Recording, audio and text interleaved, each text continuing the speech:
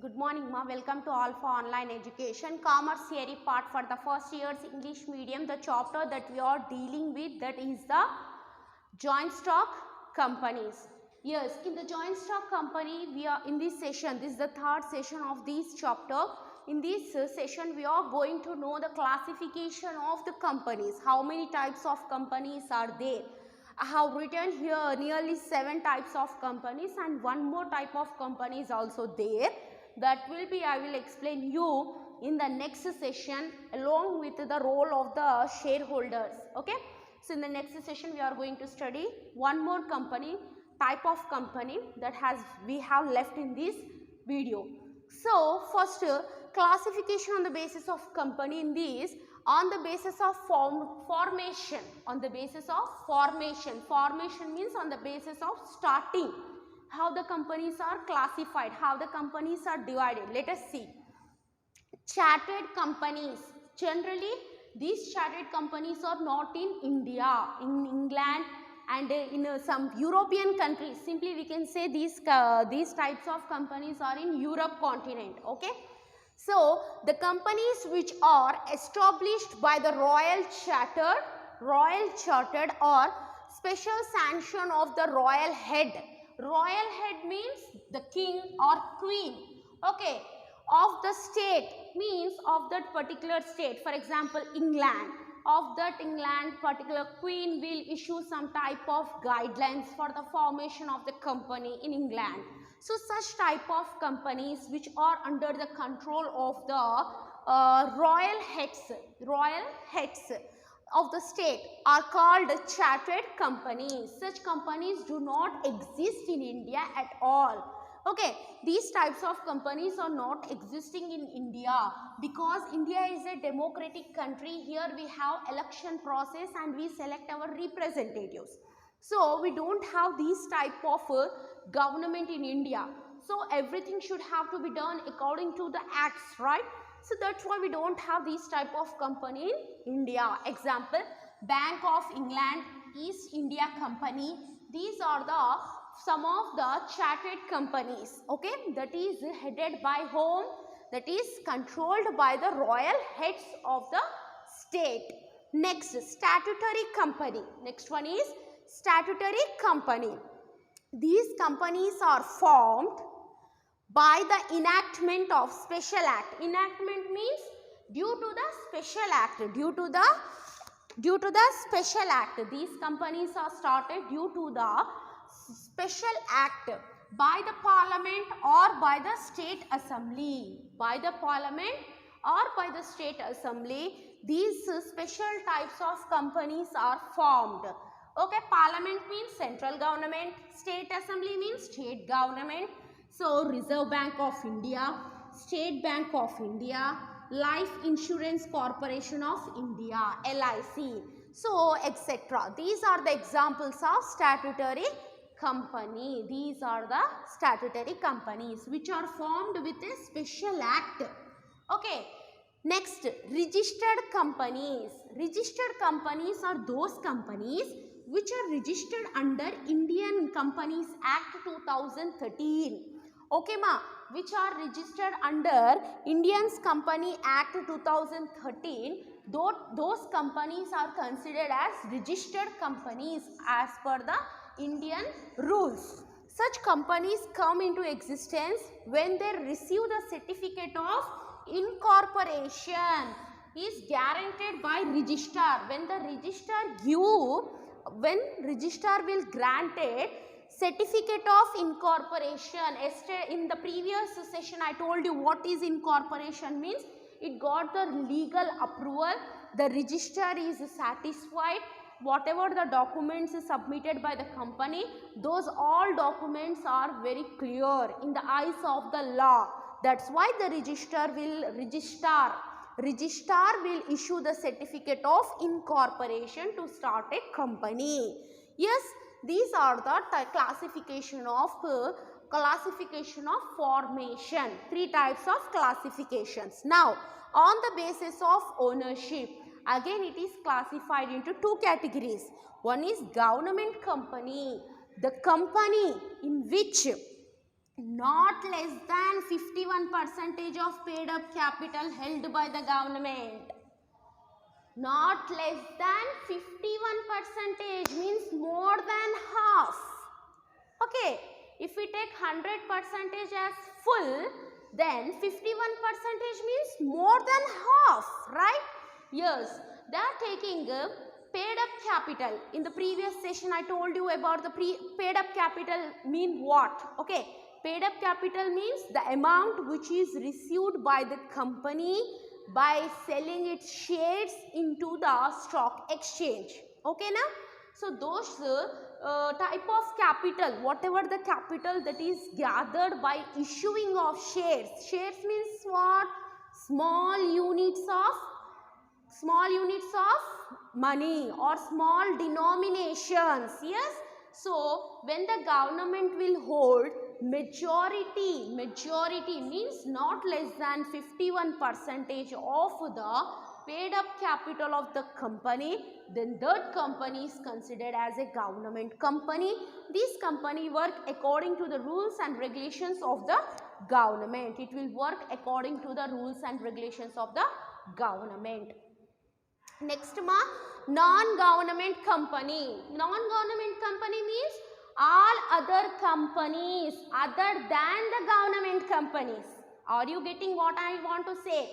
See, all companies other than the government companies means private companies. In private companies, the private companies will hold 51, not less than 51% of the capital, paid up capital. So, all other companies except the government companies are called non-government companies, means private companies. Those companies can't be controlled by the government.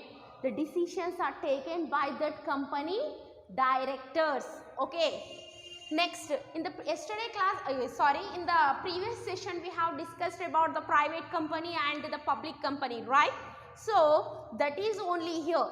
So, that is private, this is government, means public companies.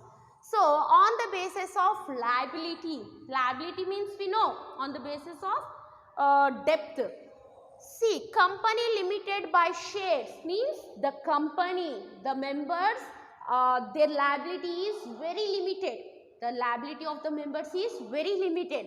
In this company, the liability of members is limited. If there is a debt in the business, even though their personal property is not touched, the personal property is not considered. Up to the whatever the capital contributed by them, up to that only they utilize that capital if there is a loss in the business. Okay. Such type of companies are known as companies limited by shares. Next, companies limited by guarantee. These companies are not only limited up to the share held by them, means these companies are not only limited but also extended to the amount guaranteed by them. So, this is very secured company. Your paid up capital, up to your paid up capital only they will consider they will take the amount of your capital which you are holding. Okay, the capital which you are holding, up to that only they will take for the repayment of the debt. Okay, they will not going to touch any your personal property. And also, if you kept anything in the guaranteed, means if you kept anything in the mortgage, even though they are not going to touch it also. Okay. Unlimited companies means your personal property, your whatever the share you brought, whatever the capital you brought, the total will taken for the settlement of the debt of the company. Next, on the basis of control, holding company, statutory company. What is this holding company, statutory company means? It is very easy, you can understand here. Holding company means controlling company. Statutory company, subsidiary company means controlled company. What is this, madam? Controlled means, see, if for example, company A, okay, if company A hold more than 51% of paid up share capital of company B. Means if company A is holding 51% of paid up share capital of company B. Company A की संबंधिंచిన shares 51% share capital company బికి సంబంధించిన 51% of share క్యాపిటల్ని company ఏ ఒకవేళ hold చేస్తుంది. Hold చేయడం అంటే ఏంటండి, దాన్ని వాళ్ళ కంట్రోల్లోకి తీసుకుంటే, that's why we written here control. If A company is controlling B company, then A company is called as holding company, B company is called as subsidiary company. Are you got what I want to say? I think you got my intention. What I want to explain you that A company is holding company because it holding 51% of paid up share capital of B company. Okay, now while A company is a holding company, then B company will be what? It is a subsidiary company. It will not control its own company. This company is controlling by whom? Company A. B company is controlled by company A. That is about the control. On the basis of nationality. So Indian company means the company which is registered under the Indian Company Act, the company which is doing business operations within Indian boundaries. That companies are known as Indian companies. Foreign company, the company which is registered in the foreign country but has business operations in India, but it is doing its business operations in India also. Those companies are known as foreign companies. On the basis of area, national company, similar to Indian company, the company which do business within the boundaries of India, within the boundaries of the nation, those companies known as national company. Okay, multinational company, the company which do business with more than one nation. Here the national company will doing business with only one nation within its own country boundaries. Okay, for example, in India one company is there, it is doing business within the boundaries of India only, that is national company.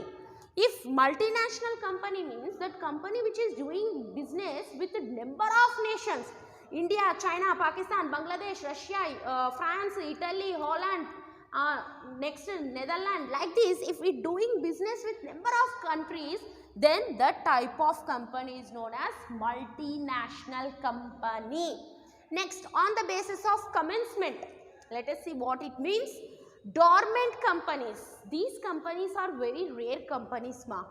It is a company which did not carry accounting transaction for 2 years. It was not doing accounts for 2 years continuously. At least they have not recorded a single transaction, a single entry also they have not recorded. Such company can apply for the register of the company for declaring it as a dormant company, to declare them as a dormant company. It is not preparing its accounts at least once, at least one entry also they are not recorded in the 2 years. That company is known as dormant company. Defunct company, a company which has no assets, no liabilities and failed to commence the business within 1 year.